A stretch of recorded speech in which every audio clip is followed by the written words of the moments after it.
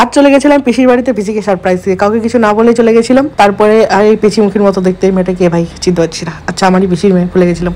আর এখানে তো এদের ভাই আলাদা লেভেলের গল্প চলছিল আমার মায়ের আর পিসি। আর এখানে আদর থেকেও বিরিয়ানি চলে এসেছিল। তারপরে আমরা একটু পাঞ্চি পানি উড়কে ফিরে করতে করতে মজা নিচ্ছিলাম। তারপর আমাদের খাবারও রেডি হয়ে গেছিল।